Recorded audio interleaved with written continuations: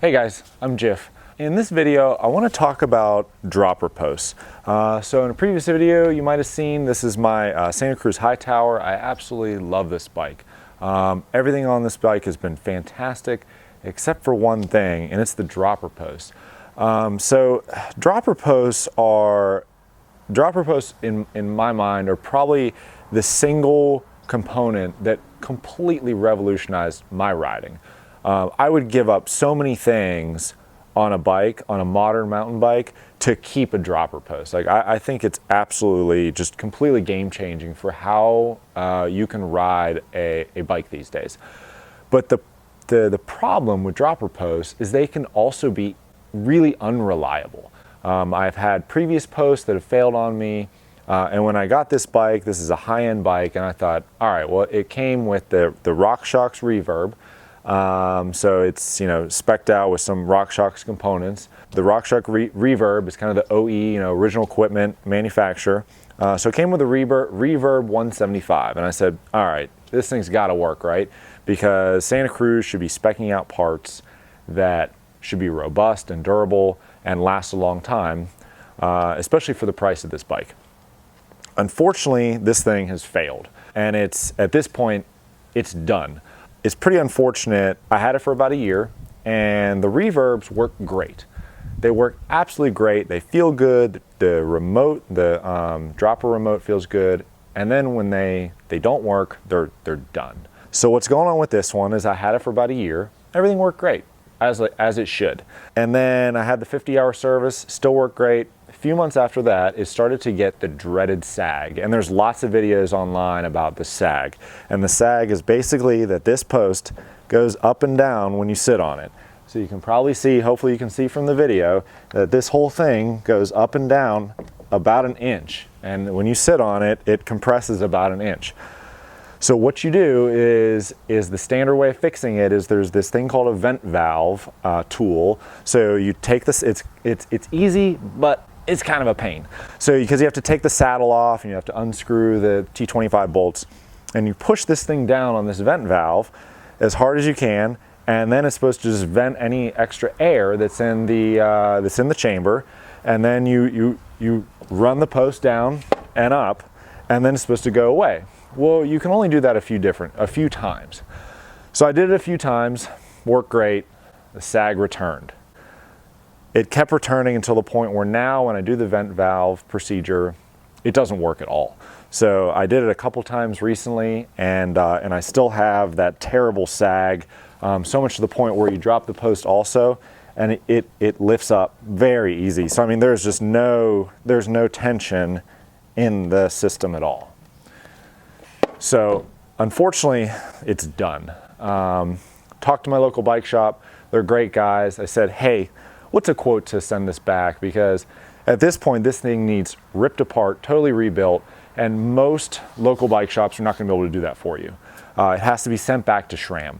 And SRAM, Rockshox, Zip, they're the same company. So it has to be sent back to SRAM Rockshox for a full rebuild.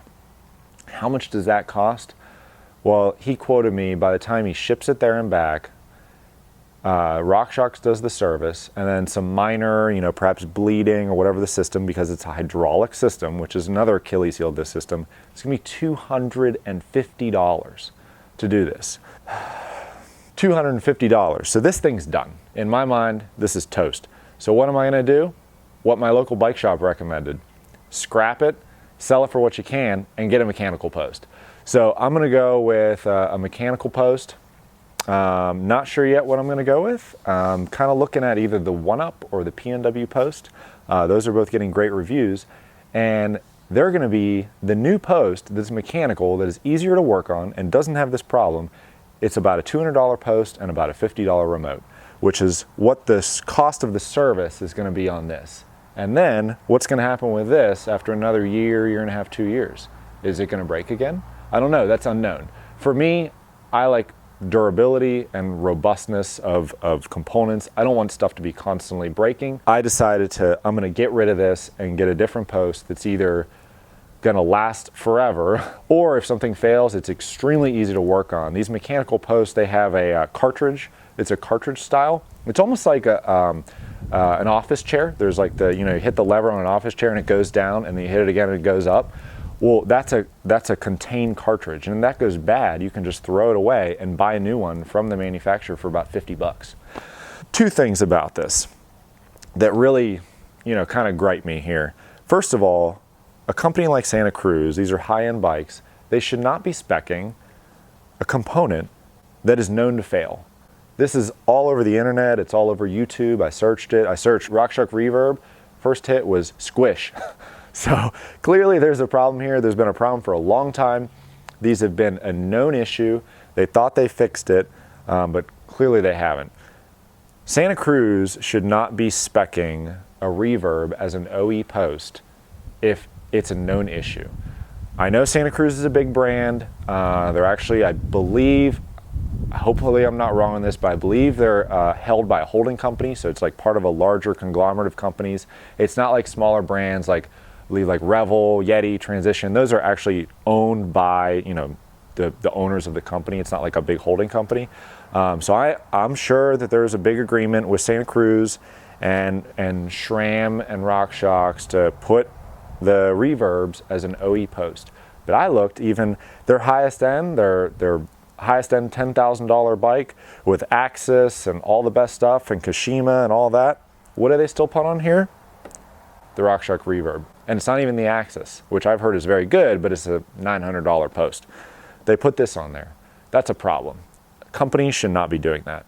Second of all, the engineer in me, I don't know what SRAM Rockshox is thinking at this point. These things have been an issue for years. I don't know why they're putting lipstick on the pig. They should just scrap the idea and start over. They need to go with a mechanical post, or at least something that is a different design, that you don't need to have this tool to vent the system. If they know that I need this tool to vent a system because it actually occurs, that's a problem, right? I mean, that's a known issue, so you're essentially creating a tool to fix a known issue. Just fix the known issue. I don't understand that, why a company, especially as big as Rockshox, SRAM, Zip would continue to even deal with that. Because clearly I'm not the only one who's having these problems. I bought this bike. This was not, provided to me by any means. The post was not provided to me. I paid full retail for everything on this. So when I pay good money for something, I expect it to last longer than a year and a half, especially because this bike, I don't ride it all the time. It maybe has 500-600 miles at this point of the time making this video. So it's not a lot of hours. The shaft of the post and everything is in perfect condition. It's failed, and there's nothing we can do at this point except get rid of it or spend essentially the same amount of money, like I said, what a new mechanical post would be to service this, and then it might break in the future. This one's going in the trash. Thanks for watching this video, and see you next time.